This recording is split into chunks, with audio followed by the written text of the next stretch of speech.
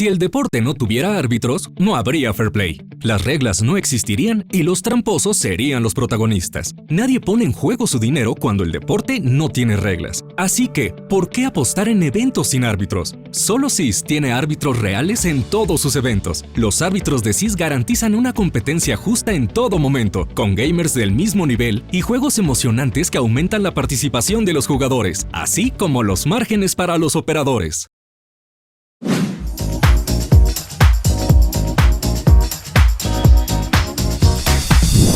Hola a todos nuevamente. Bienvenidos al panel 4 sobre regulación de las apuestas en línea en Perú. En esta sesión exploraremos el marco legal y regulatorio de las apuestas en línea en Perú. Discutiremos también las últimas actualizaciones y tendencias. Mi nombre es Antonieta González y soy Digital Content de Digital Gaming News. En este interesante panel quiero dar la más cordial bienvenida a nuestros importantes panelistas. Demos la bienvenida a Jonathan Félix Vilches, ejecutivo internacional con más de 22 años de experiencia en la industria del juego, de suerte y azar en América Latina. Ha trabajado en compañías internacionales en Perú y ha asesorado a empresas en Estados Unidos, Europa y Asia, en el desarrollo de negocios para América Latina. Actualmente es CEO de Global Business Company de Perú, SAP, una empresa especializada en consultoría y desarrollo de proyectos en el sector del juego de azar, servicios financieros y valor agregado en Perú. Bienvenido, Jonathan, y gracias por estar aquí. Hola Antonieta, gracias a Gaming Conference. Saludos al doctor José Ignacio. Saludos a todos los colegas que están a esta hora conectados en este webinar y agradecerles por la convocatoria a este evento. Muchas gracias, Jonathan. De igual forma, está aquí con nosotros José Ignacio León, quien tiene 15 años de experiencia en Derecho Civil y Mercantil con un enfoque en empresas de construcción, hotelería y entretenimiento, incluyendo juegos de azar y línea. Su experiencia abarca liderazgo legal en carreteras concesionadas, gestión de contratos de concesión y atención de reclamos, y supervisión del área legal en holdings. Se destaca por su enfoque integral en los procesos legales para proteger los intereses, considerando riesgos y oportunidades. Es egresado de una maestría en Derecho Privado Empresarial y es abogado colegiado de la Universidad de Piura, con certificación como conciliador extrajudicial emitida por el Ministerio de Justicia. Bienvenido, doctor León. Muchas gracias, Antonieta, y buenos días con todos. Buenos días, Jonathan.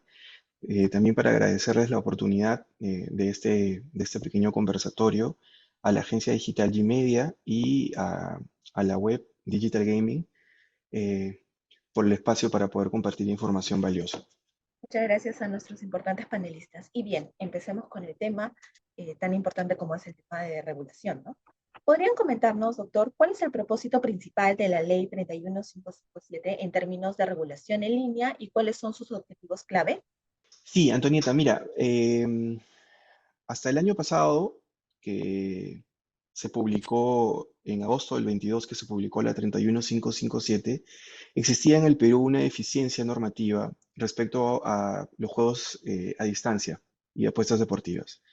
Teníamos siempre como característica del país una normativa pionera en Latinoamérica, pero con el paso del tiempo tuvimos una deficiencia para una parte del juego que se volvió muy importante y se hizo muy notoria esta deficiencia cuando las apuestas deportivas crecieron y se volvieron el día a día de todos nosotros. Entonces era cuanto menos peculiar que tengamos un sector muy regulado respecto al juego de casinos y máquinas tragamonedas presenciales, pero el tema del juego no haya estado regulado por mucho tiempo. Esto se subsanó, se felicita los esfuerzos del Estado que hayan cumplido con la dación y publicación de la norma y la misma que fue modificada recién en este año por una norma de 31806 de junio y recientemente desarrollado a nivel reglamentario por el Decreto Supremo 005-23 de MINCETUR. Entonces, en este contexto tenemos una norma que trata de englobar, regular, dirigir la actividad de las apuestas a distancia y de las apuestas deportivas. Es importante porque crea todo un sistema de regulación que no existía previamente, crea también un impuesto nuevo que es muy relevante para el tema económico que es aplicable solamente para los operadores o titulares de autorizaciones de apuestas a distancia. Establece también un sistema de infracciones y sanciones y determina que la autoridad administrativa responsable para estos efectos es Mincetur. Asimismo, hace bastante hincapié y refuerza una política de juego responsable que está ligada a la prevención de la ludopatía. También establece políticas o mecanismos para fortalecer la lucha contra el lavado de activos y terrorismo.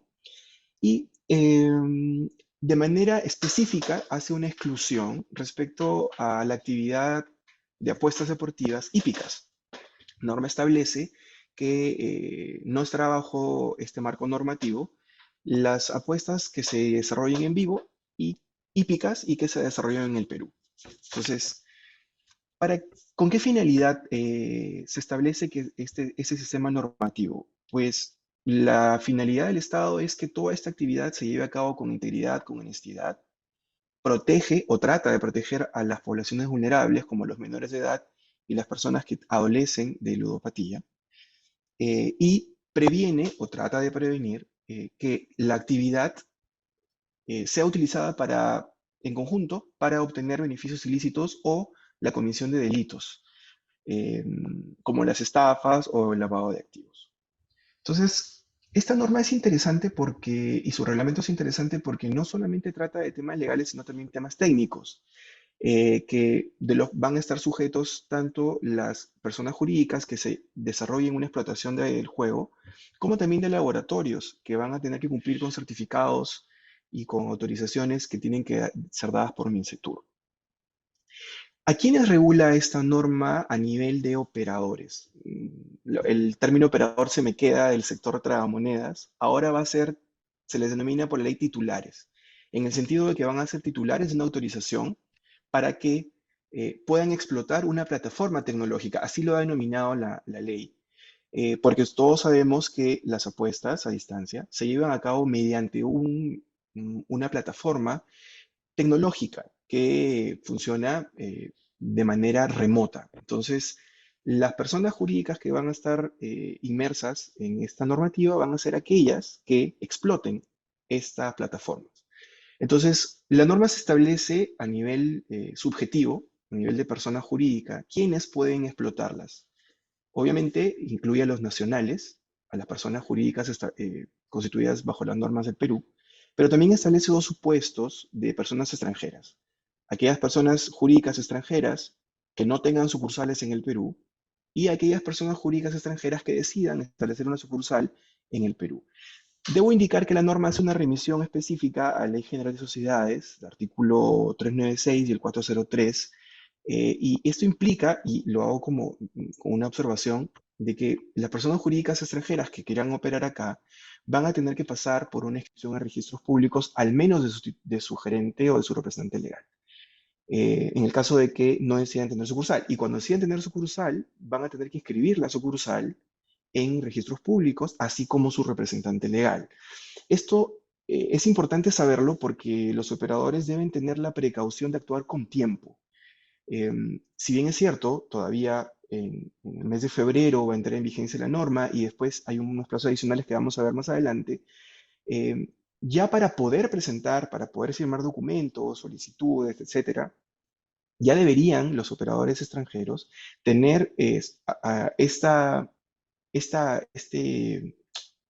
marco previo para poder realizar y ejercer sus derechos. Tener cuidado para que luego no les vaya a ganar el tiempo. Esta licencia o esta autorización va a tener una vigencia de 6 años. Es importante saber que van a pasar por una evaluación económica financiera y es importante saber también que van a pasar por una revisión de antecedentes, no solamente los socios, sino los directores, los gerentes y los representantes legales con poderes inscritos. ¿Por qué digo que es importante? Porque la norma establece en alguna parte que es un impedimento que una persona jurídica tenga una autorización cuando tenga alguno de sus socios, directores, gerentes, inmersos en o habían trabajado en una persona jurídica que haya sido sancionada por no tener autorización. Esto quiere decir de que Es muy importante para las empresas que quieren desarrollar su actividad en el Perú que se adecúen a los plazos de la norma, porque si llegan tarde y no llegan a los plazos y tienen toda una estructura societarias, socios, gerentes, directorio, y la persona jurídica se vio inmerso en una falta administrativa como esta, al momento de que quieran pedir su solicitud, no van a poder cumplir con los requisitos por cuanto existe un impedimento específico en la revisión de los antecedentes de estas personas. Esta norma también establece no solamente una autorización para los titulares que van a explotar la plataforma, sino también para la homologación y registro, o autorización y registro, de la misma plataforma. Entonces, además también establece la necesidad de que el proveedor de la plataforma tecnológica también se inscriba. Es decir, la plataforma tecnológica existe, el proveedor tiene que inscribirse. Además, tiene que inscribir la plataforma tecnológica, quien va a recibir un número de registro. Y después, quien explota esta plataforma tecnológica va a tener que también tener una autorización y un registro. ¿De acuerdo? A pesar de que sonaría a priori contradictorio, y estamos hablando de juegos a distancia, es importante saber también que la norma establece la posibilidad o la obligación de que una vez que la persona jurídica que va a explotar la plataforma tenga la autorización, solicite a su vez una autorización por cada sala física que tenga. Es común, sabemos todos que existen lugares pequeños o grandes que son numerosos actualmente, que actualmente solo tienen licencia de funcionamiento, que sean autorizados por MINCETUR. Y es más, la norma establece que le es aplicable la obligación de mantener 150 metros, la distancia mínima que tenían los tragamonedas, respecto a ingresos de templos y eh, colegios o centros educativos de educación básica regular. ¿De acuerdo? Entonces, no solamente va a tener que tener autorización el titular de la explotación, sino también cada sala. Y no solo eso, sino que además cada sala va a tener medios de juego progresivos, casino en vivo y terminales de apuesta. Y todos estos también van a tener que tener una autorización. Incluso vamos a hacer el símil que los terminales de apuesta van a tener un registro y un código tal cual tienen los tragamonedas para que sean aprobados su funcionamiento. Tengo que indicar también que estas salas físicas para apuestas a distancia va a poder tener dos medios de juego. Perdón, estos terminales de apuestas van a ser instalados dentro de las salas, pero a su vez, estas empresas que van a explotar a distancia también pueden ser llevadas a cabo mediante dispositivos de uso personal, como sus celulares, tablets, laptops, etcétera, cualquier dispositivo tecnológico que permita el acceso a las plataformas. ¿De acuerdo? Entonces, el artículo 37 del reglamento 26 de la ley establece una serie de obligaciones del titular que no podemos desarrollar todas porque que nos tomaría demasiado tiempo, pero he señalado algunas, las más llamativas a nivel personal. El artículo 26.4 de la ley establece que el titular de la autorización va a tener que contar con un software que le permita detectar operaciones sospechosas. Es importante esto por cuanto, como todo es sistematizado, lo que ha hecho el Estado es tratar de facilitar la actividad de control de la SBS y también de MINCETUR respecto al lavado de activos. Entonces, deberían el titular contar con software que le permita tener alertas sobre transacciones y patrones sospechosos, como establece la ley. Asimismo, la norma establece que el titular debe tener copias de seguridad y de control de respaldo respecto a la base de datos y transacciones. Y ahí va también un tema que se puede conversar más a profundidad, es que los datos personales, ustedes saben que los datos personales como nuestro nombre, nuestro DNI, son bienes que están protegidos por la misma Constitución, que tienen una legislación específica, que es la Ley de Datos Personales. Entonces, es importante saber que el Estado ha intentado integrar esta normativa, la Ley de Protección de Datos Personales, para los titulares de este marco de apuestas o de juego a distancia. De tal manera que los titulares van a tener que someterse a esta ley por cuanto van a tener datos personales de todos los jugadores.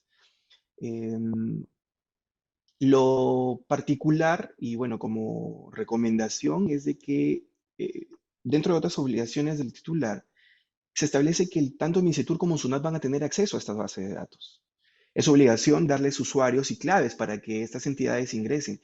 Y al ser una información tan sensible, porque no solamente se habla del nombre y DNI, sino de transacciones económicas y financieras. Imagínense apuestas, a las personas les gusta mantener su reserva y además tienen el derecho de mantenerlo así.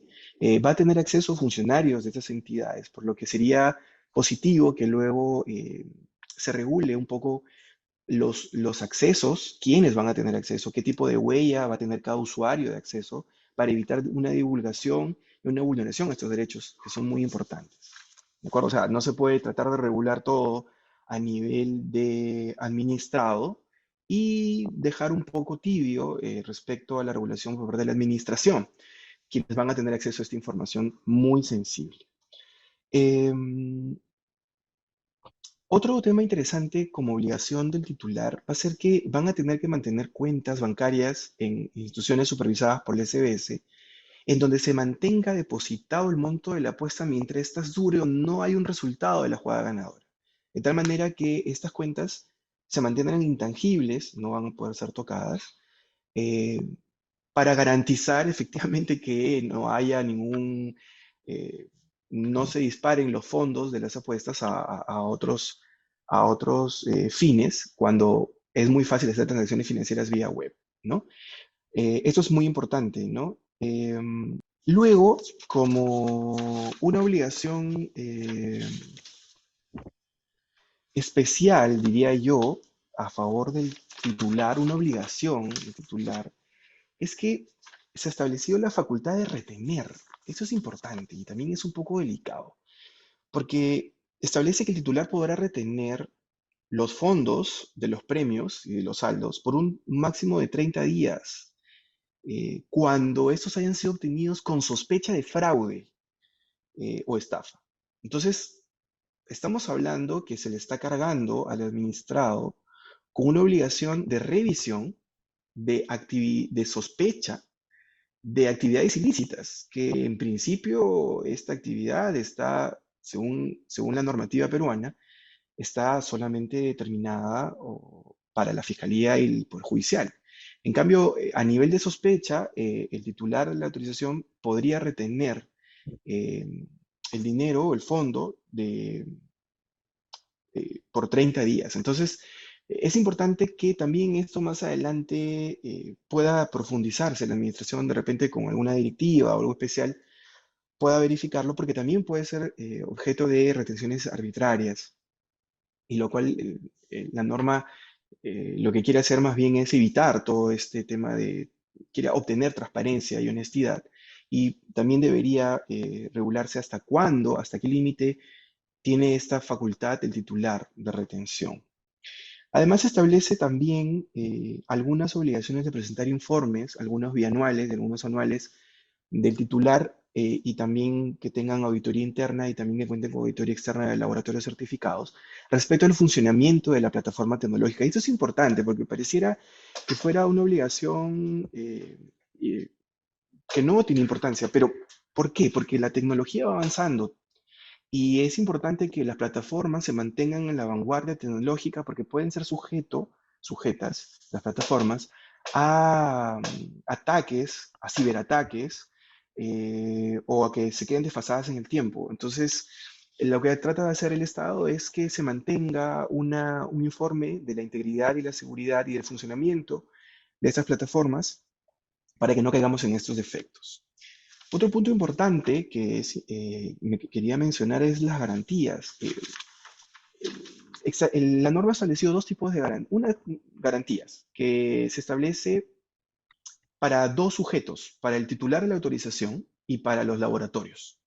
Para el titular de la autorización se ha determinado un monto que tiene que ver con sus ingresos netos. Entonces, va a ir desde el 3% de sus ingresos netos hasta 600 UITs, el monto que resulte mayor. Entonces, Esto implica, y lo mismo establece la norma también, que el monto de la garantía puede ir creciendo de acuerdo al crecimiento de sus ingresos. Entonces, a tenerlo en cuenta que no es un monto fijo, es un monto que puede variar en el tiempo. Y respecto al laboratorio de certificación, sí establece un monto fijo que son 100 UITs. ¿De acuerdo? A modo general, también tengo que mencionar que la norma ha unido o ha establecido obligaciones respecto a la transmisión de datos hacia SUNAT y hacia MINCETUR respecto a las transacciones, muy parecidas a lo que teníamos en el sector, bueno, ese mismo sector, pero al ámbito de tragamonedas y de casinos del Sistema Único de Control del Tiempo Real, eh, y que también sería aplicable para los titulares de juegos a distancia.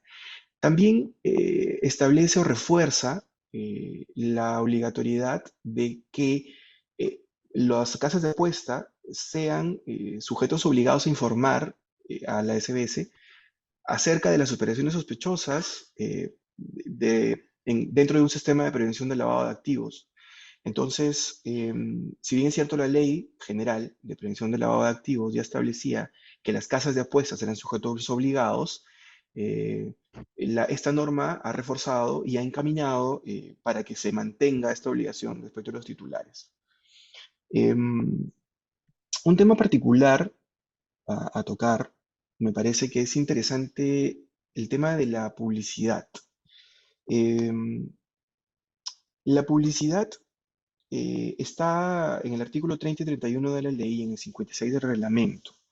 Se establece que las personas jurídicas que no tengan autorización para explotar plataformas tecnológicas de apuesta no pueden difundir su publicidad en el Perú. Está prohibido, ¿de acuerdo? Esto implica que las empresas que difunden la publicidad en medios de comunicación tienen una carga de verificar que su contratante de la publicidad tenga una autorización previa de MINCETUR. ¿De acuerdo? Esto es muy importante porque además se establece, y a continuación les voy a proponer algo, digamos, al menos curioso, que la norma establece que las personas jurídicas que lleven a cabo actividades o que sean patrocinadas por explotadores de plataformas tecnológicas que no tengan autorizadas, se someterán al decreto legislativo 1044 de competencia desleal. Pero asimismo, en MINCETUR, en el anexo 2 del reglamento, donde establece la tabla de sanciones e infracciones, se establece una infracción leve, sancionable de 1 UIT a 50 UITs, a las personas que acepten publicidad de personas jurídicas no autorizadas por MINCETUR. Entonces, sería interesante que luego MINCETUR también defina respecto de quién tiene la competencia a sancionar, o si se trata efectivamente de dos sanciones diferenciadas, para no caer en el no bis in idem, y que necesita una prohibición específica de sancionar dos veces por un mismo hecho. ¿De acuerdo?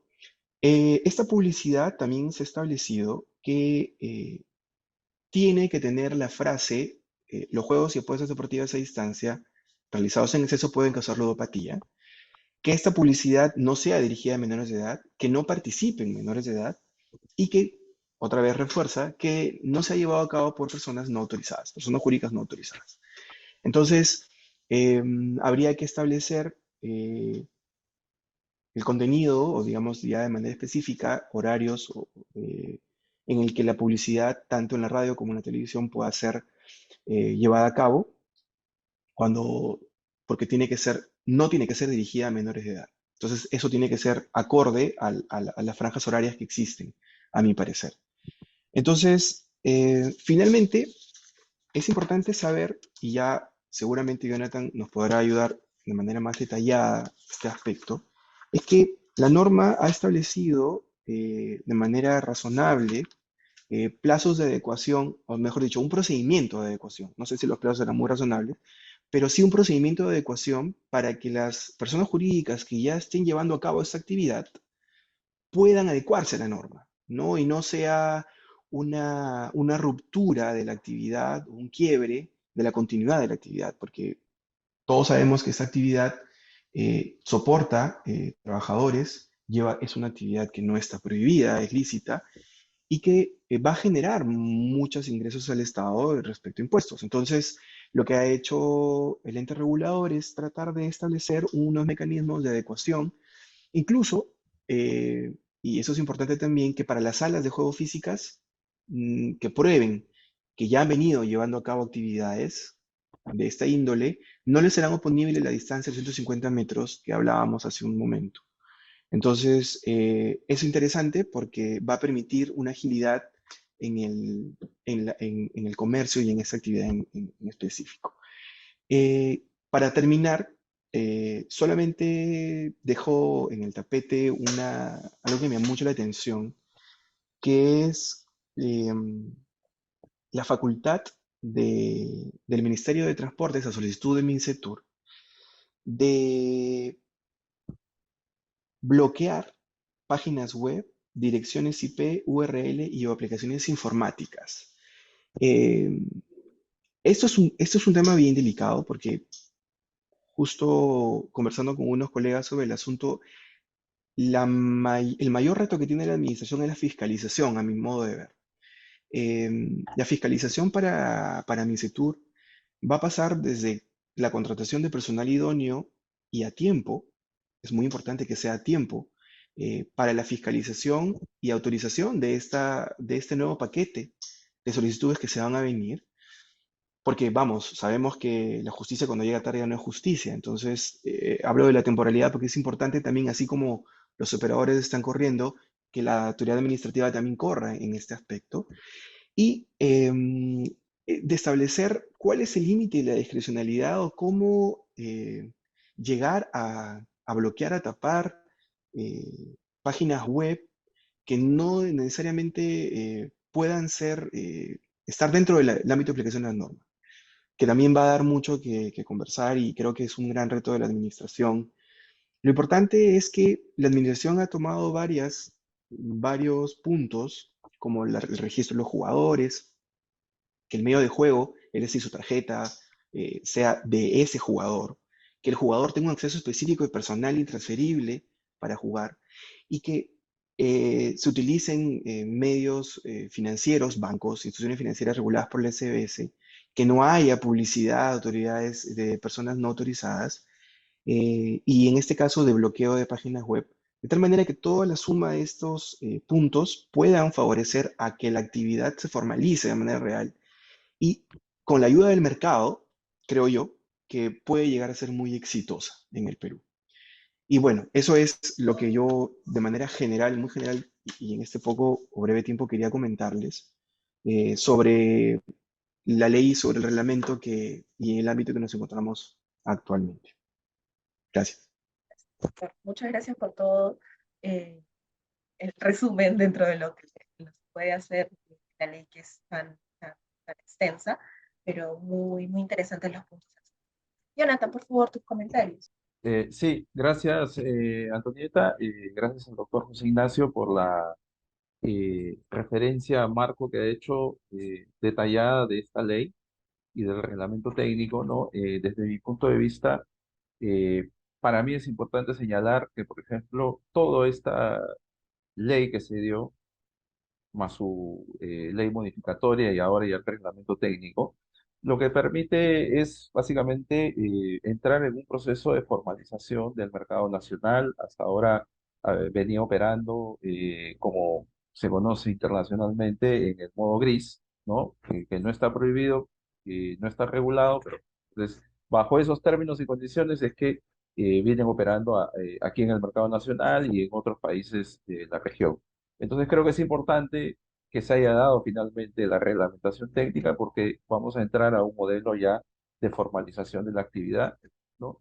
Eh, esa formalización, bajo estos términos y condiciones que ha descrito bien el doctor José Ignacio, que hace posible más seguro para la sociedad en general, contribuye en la consolidación y crecimiento en los próximos años del mercado, es lo que esperamos, ¿no?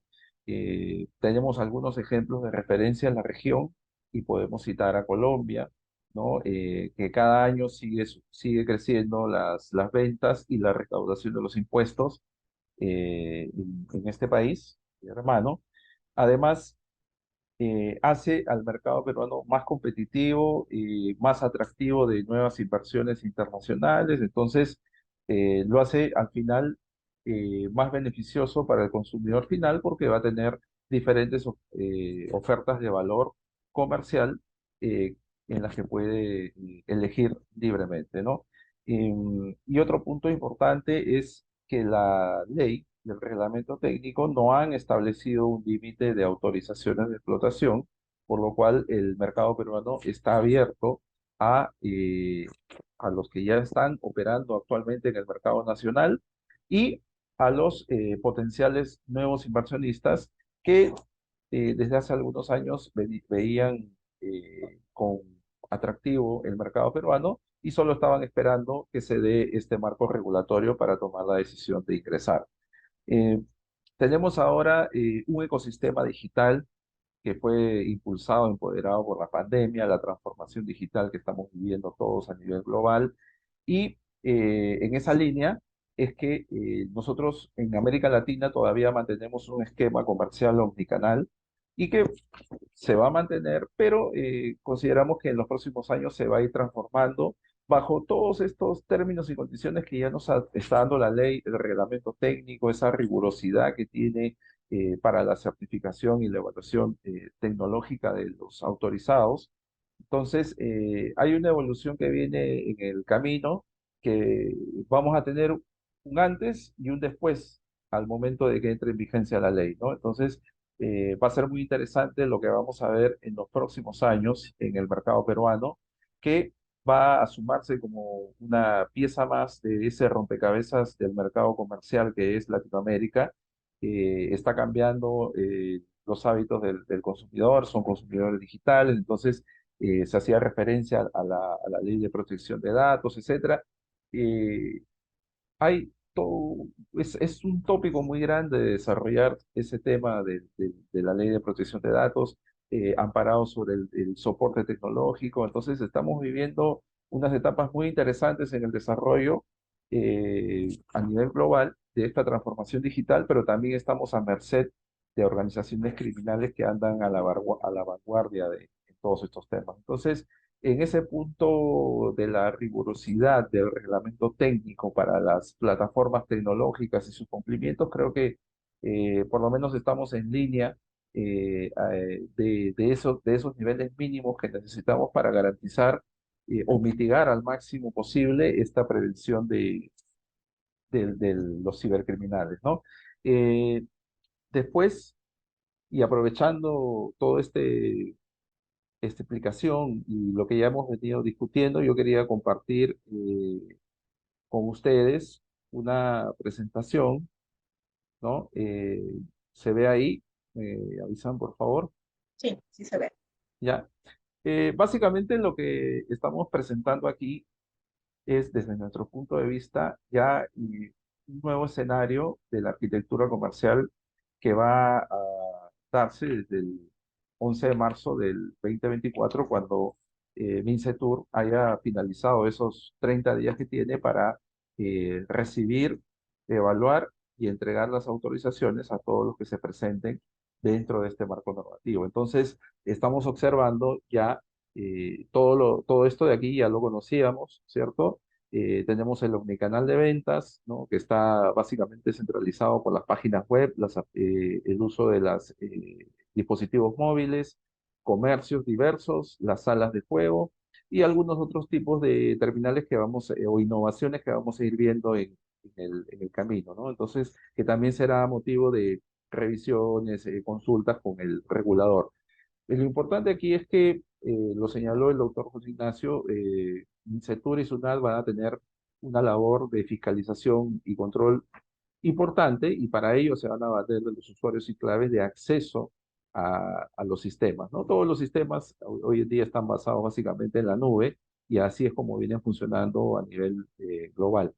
Entonces, hay otro punto que, por ejemplo, la ley no ha tocado ni tampoco el reglamento técnico que tiene que ver con el uso de la inteligencia artificial generativa, muchos proveedores, desarrolladores de juegos y operadores también, no solamente en Perú, sino a nivel global, están utilizando ya estos modelos de inteligencia artificial generativa.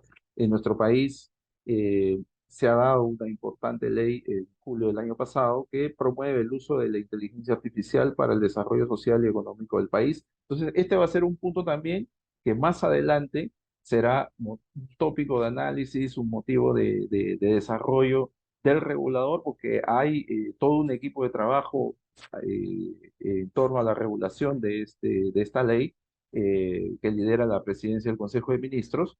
Entonces, vamos a ir viendo los ajustes que va a sufrir el reglamento, probablemente la ley en los próximos años, porque la innovación no se va a detener tecnológica, la transformación digital, el ecosistema digital y por ende esta actualización va a ser permanente. El reglamento dice que cada 2 años tienen que certificarse las plataformas, etcétera. Entonces, vamos a ver seguramente que se incorporen en los próximos años más de este tipo de tecnologías y más exigencias, ¿no? En el caso del reglamento técnico como tal, aquí quisiera compartir yo una lámina que he preparado básicamente con un cronograma de trabajo del regulador MINCETUR, ¿no? Enfocado en el periodo 2023-2024. Esto lo hemos preparado básicamente en base a lo que dice el reglamento, los tiempos que establece, las reuniones que hemos tenido en las oficinas del regulador, la última que fue hace 2 semanas. Entonces, hay un periodo de tiempo de 270 días, 9 meses específicos, para todos los operadores que actualmente están desarrollando negocios o ya están operando en el mercado nacional y que es muy probable que la mayoría de ellos se presenten a solicitar la autorización de explotación según corresponda. Entonces, ya las actividades empezaron a partir de que se publicó el reglamento el día 13 de octubre, ¿no? El siguiente lunes empezó Mincetur con un censo nacional de salas de juego, ¿no? Que es el paso previo a su tarea de fiscalización y control. En línea, además, están, o simultáneo, están ellos desarrollando, atendiendo consultas de los interesados, ¿no? Hasta enero. Después vienen ya las pruebas de plataformas, que según lo indicaron, va a desarrollarse esto en el mes de enero del 2024 y en la que tanto los interesados como el MINCETUR van a hacer las coordinaciones para básicamente las pruebas de conectividad, transmisión de datos y otra serie de aspectos técnicos propios de estas pruebas, ¿no? Y bueno, el 9 de febrero entra en vigencia la ley y al día siguiente, ¿no? Ya el regulador va a abrir la ventanilla electrónica para que se presenten las solicitudes de explotación de los interesados, ¿no? Y también la atención de solicitudes de autorización y registro, la homologación que nosotros conocemos acá, para laboratorios de certificación, proveedores de servicios vinculados, proveedores de juegos, etcétera, y todo lo que ha detallado el reglamento técnico. Entonces, en ambos casos son 30 días, tal cual lo ha manifestado tanto el reglamento como los ejecutivos, el regulador en la reunión. El día 11 el MINCETUR empieza oficialmente su trabajo de fiscalización y control. En esa parte han sido muy enfáticos y tenemos la referencia de ellos, de que tienen experiencia en estas tareas de fiscalización y control. Nacieron ellos en esta actividad con los temas de casinos físicos localizados. Hemos visto cómo en los últimos más de 15 años han desarrollado estas actividades y también han hecho ajustes tanto en la normativa como en el reglamento, ¿no? Entonces, creo yo que Mincetur tiene una experiencia interesante en estos procesos de fiscalización y control. Obviamente está entrando a un nuevo segmento de negocio en el que también tiene mucho por aprender y que creo que esa experiencia que tiene le va a servir en este proceso, ¿no? Entonces, en esa línea de tiempo, y según lo que explicó el, y dice el reglamento, en 30 días, que más o menos serían entre el 11 de marzo y el 11 de abril, el MINCETUR estaría haciendo la evaluación y la entrega de las autorizaciones a todos los que se hayan presentado cumpliendo con todos los requisitos que indica la ley, ¿no? Eh, Después de esto, de que cada interesado o compañía operadora haya logrado la autorización de explotación, en el caso de los que explotan plataformas de juegos a distancia, básicamente como conocemos en el canal online, tienen 90 días calendario para adecuarse y acreditar el cumplimiento de todos los requerimientos técnicos que indica el reglamento. Eso más o menos es hasta mitad de julio, ¿no? Y en el caso de los que operan salas de juego, tienen 60 días calendario para igual acreditar y confirmar que están cumpliendo con todo lo que indica el reglamento técnico.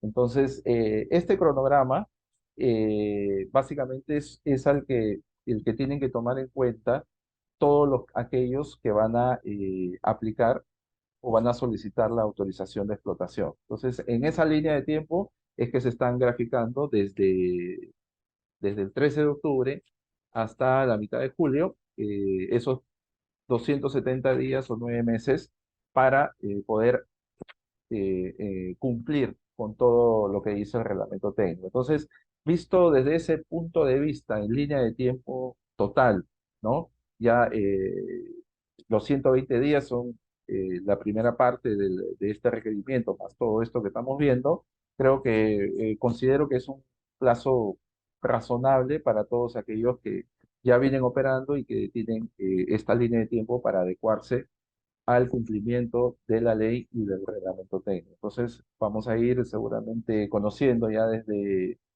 marzo quiénes son los primeros operadores con autorización en cada canal como corresponda, ¿no?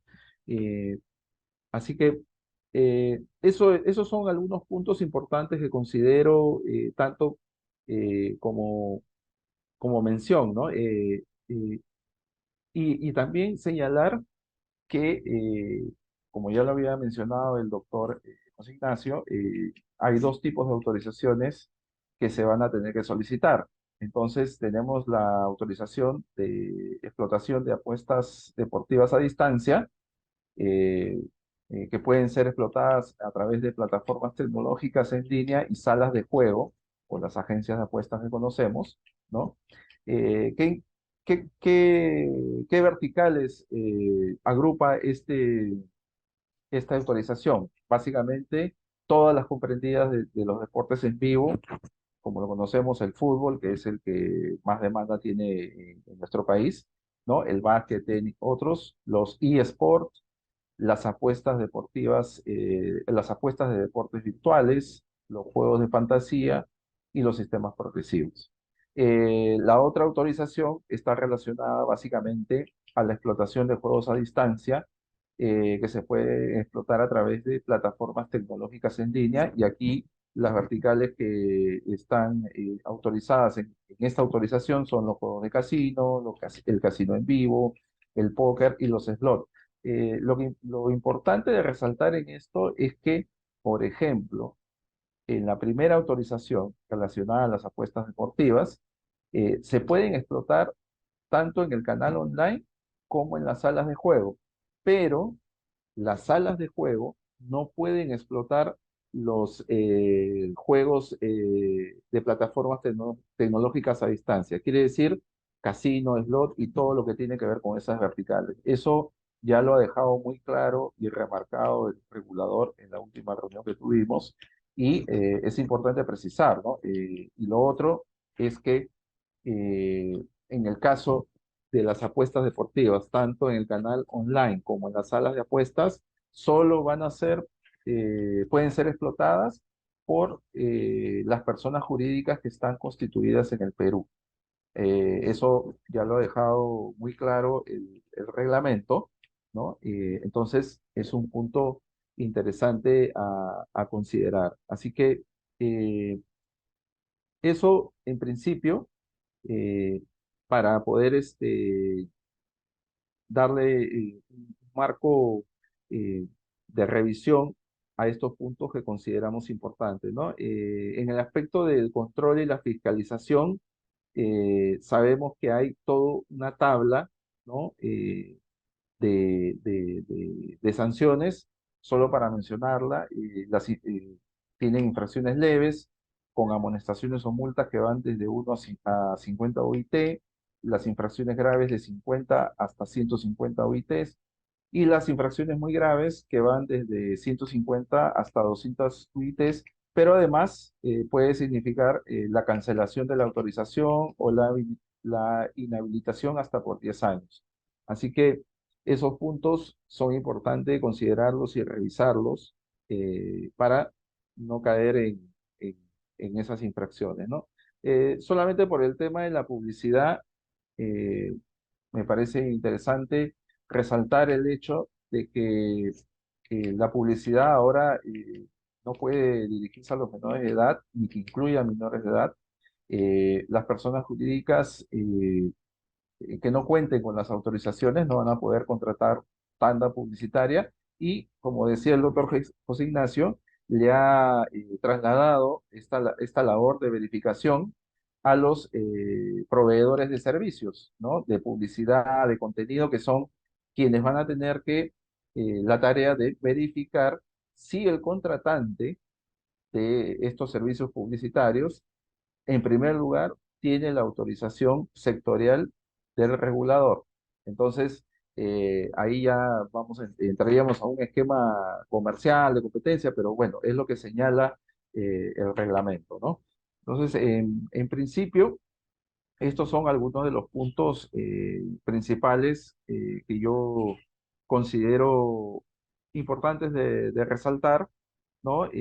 Los temas de las licencias que ya se han mencionado y un punto interesante que tiene que ver con los desafíos, ¿no? Los desafíos que tiene ahora el regulador de cara a lo que ya se viene, ¿no? Entonces, Mincetur tiene un desafío interesante y importante de cumplir, que es garantizar el cumplimiento de la ley, ¿no? Ejecutar la fiscalización y control permanente para mitigar al máximo el juego ilegal que podría afectar a las compañías con licencia y al mercado en general, ¿no? Entonces, esa va a ser una lucha antagónica que vamos a ir viendo ya a partir de que entre en vigencia la ley, ¿no? Y entre en funciones la fiscalización y control del MINCETUR. Entonces, vamos a ver cómo se ha preparado para eso, para ese reto MINCETUR, porque, como lo mencionó el doctor José Ignacio, ahí va a interactuar con sus pares, que son Ministerio de Transportes y Comunicaciones, en su momento lo hará con la Policía Nacional, con la Fiscalía, etcétera, según corresponda. Entonces ahí es donde vamos a ver el reto, porque no va a perseguir a una sala física, ¿no? Sino va a perseguir a un componente tecnológico que, como hemos visto, a veces tiene mucha capacidad para aparecer simultáneamente o abrir páginas de manera exponencial, aún y a pesar de los bloqueos. Así que ese es uno de los primeros retos que tiene. Y otro aspecto principal que quiero señalar es un reto en conjunto, ¿no? Es el reto del regulador y las compañías privadas que tengan la autorización, la posibilidad y el trabajo en conjunto de mediano y largo plazo para desarrollar políticas de educación y concientización hacia los jugadores, ¿ok?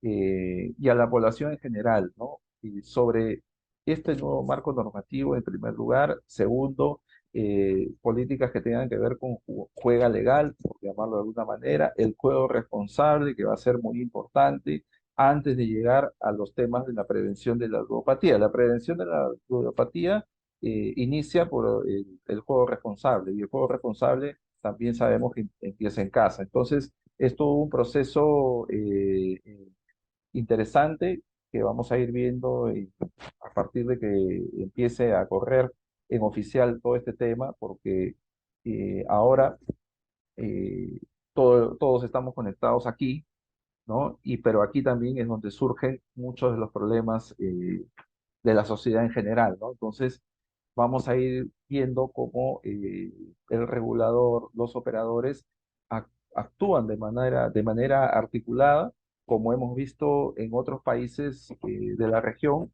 Colombia es una referencia, ¿no? De las campañas que hace, pero a mí me parece interesante, por ejemplo, remarcar la tarea que hace algunos reguladores en Argentina, donde las acciones van incluso hasta charlas de sensibilización que se desarrollan en los colegios de niveles secundarios, incluso hasta primarios. Entonces, creo que tenemos algunos ejemplos que revisar y seguir de países hermanos que podemos aterrizar aquí en nuestro país. Entonces, no hay que desconocer la realidad, ¿no? O sea, hay una hiperconexión digital, ¿no? Y ahora se suma el tema del juego, que ya no es algo nuevo, sino que viene desde hace unos más de 5 años atrás, entonces, que lo empoderó la pandemia.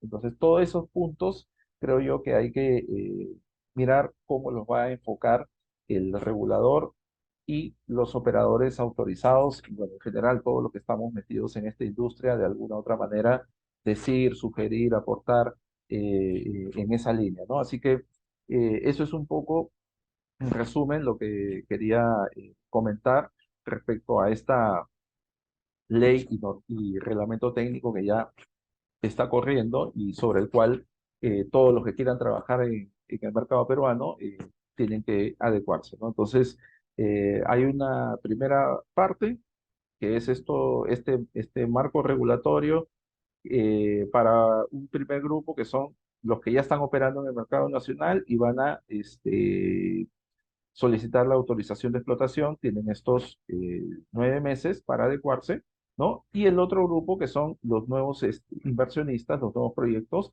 que también tienen la posibilidad de entrar al mercado peruano, pero tienen que someterse a los términos y condiciones en el que van a poder iniciar operaciones solo cuando el regulador les haya entregado la autorización. En el otro caso, no, ellos van a continuar operando ininterrumpidamente, siempre y cuando cumplan con todos estos requerimientos técnicos, ¿no? Que es la última parte que ha dejado el regulador en esos 90, 60 días. Así que eso, en resumen, es un poco lo que quería compartir con ustedes.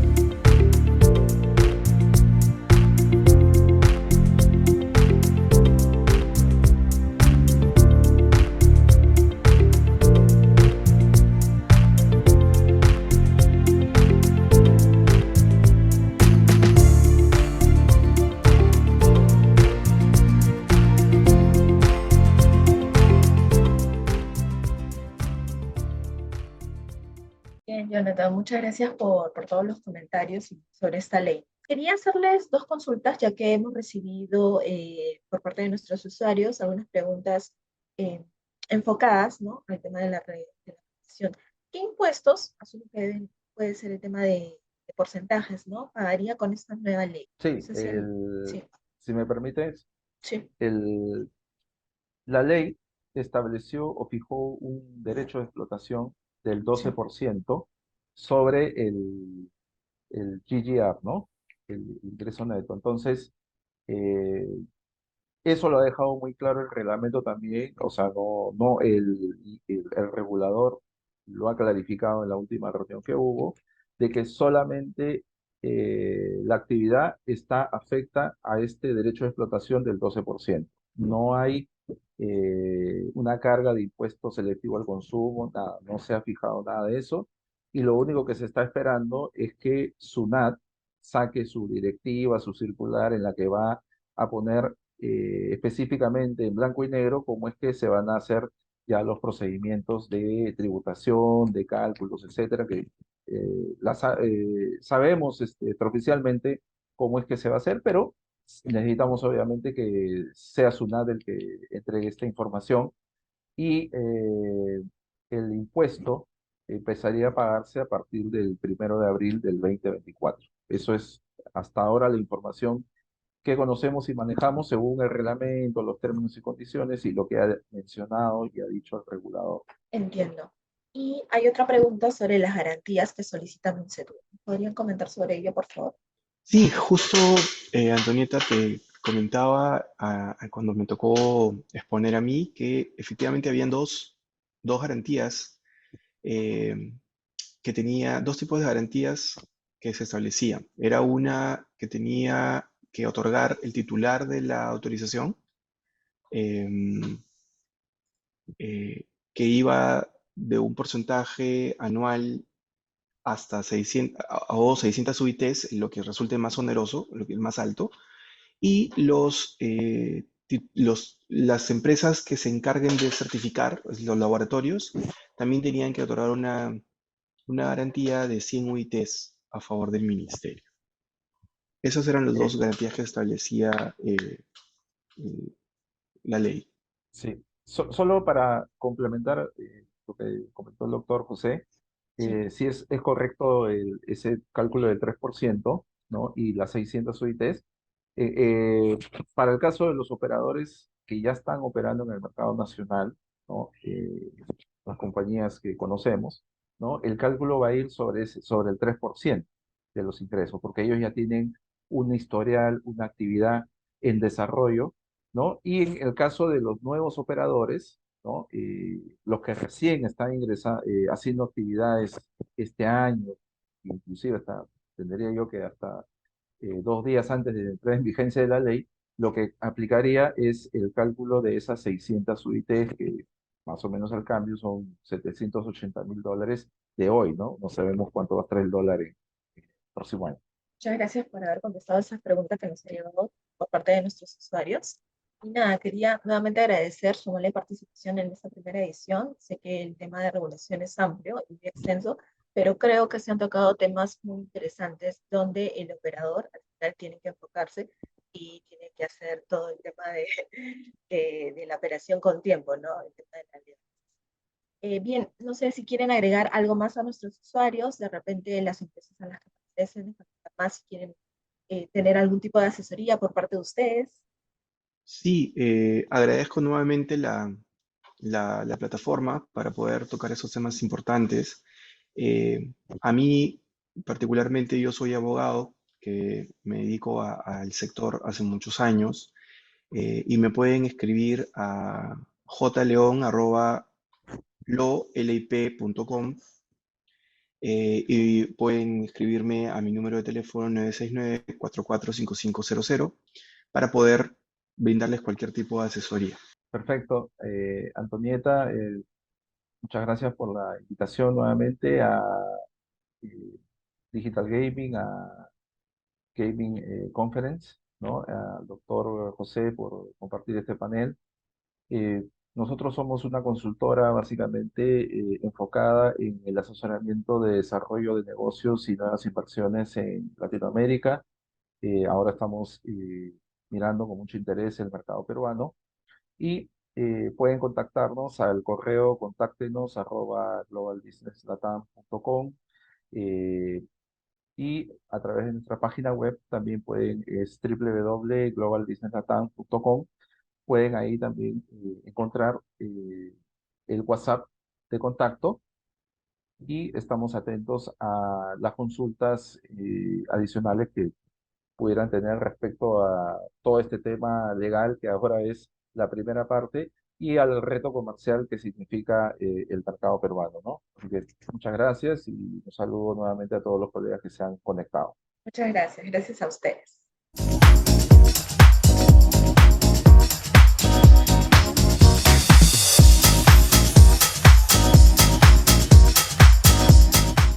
Si el deporte no tuviera árbitros, no habría fair play. las reglas no existirían y los tramposos serían los protagonistas. Nadie pone en juego su dinero cuando el deporte no tiene reglas. Así que, ¿por qué apostar en eventos sin árbitros? Solo CIS tiene árbitros reales en todos sus eventos. Los árbitros de CIS garantizan una competencia justa en todo momento, con gamers del mismo nivel y juegos emocionantes que aumentan la participación de los jugadores, así como los márgenes para los operadores.